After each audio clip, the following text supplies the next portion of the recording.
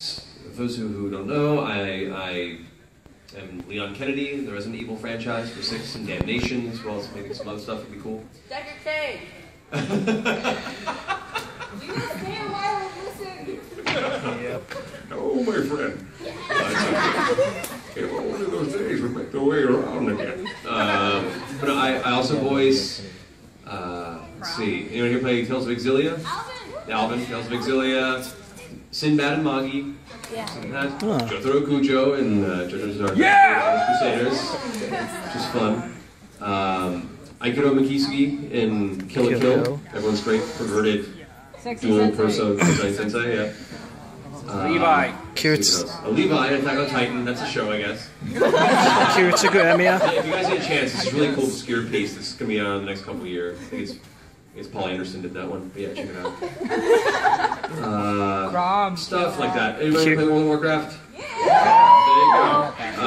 I also voice Rexar and Hearthstone in World of Warcraft, and one of the Warlords of Draenor, Kilrock Deadeye of the Bleeding Hollow Clan. Yeah, nice guy, tore his own eye out. Cute. But yeah, so voiceover, crazy games, cartoons, whatever. Kiritsugu Emiya. What really predominantly was the inspiration and drive to get involved in that whole world was the fact that I grew up an extremely nerdy indoor kid. And that has not changed. I don't see the sun. Today was my perfect weather. I was like, ha ha ha ha. Take that, skin cancer. Exactly. But no, so I've been a geek my whole life. I remember back in the day when I was a kid, sports just didn't really appeal to me. Nothing against sports. I've been kind of fun the times I have played them. The 4 times I've played them. But I've always been more of a kid who sat at home and read books. A lot of fantasy novels and sci-fi novels. I grew up on Piers Anthony and Tolkien and Salvatore and Arthur C. Clarke, Isaac Asimov. That's my whole background. That was my upbringing. So I definitely existed more in here than I did out there for many years of my life, which of course naturally led to video games. Everything from the original Atari 2600, which predates half this room.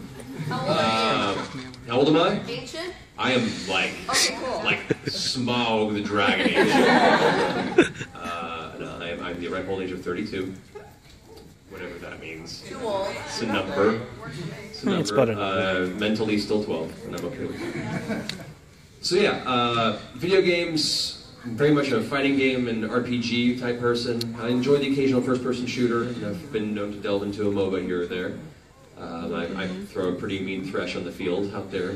Anyone who says support ain't nothing, suck it. Yeah. Yes. But yeah, so growing up through that atmosphere, it was definitely in a world where I wouldn't say it was shunned, but for the most part was just misunderstood. You know, so a lot of us who were the geeks, we stayed together. It was this very kind of tight-knit group, and we didn't bother them, they didn't bother us, and while we had friends all across the social spectrum, our club was definitely a very insular club from age 8 on to senior year of high school.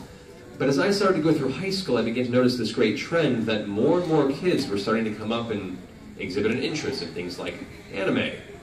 Or back then, this Japanimation stuff looks kind of neat.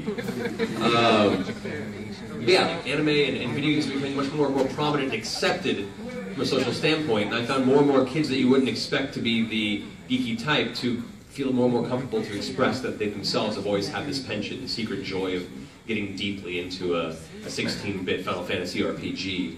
And that to me was kind of the dawning of the Renaissance.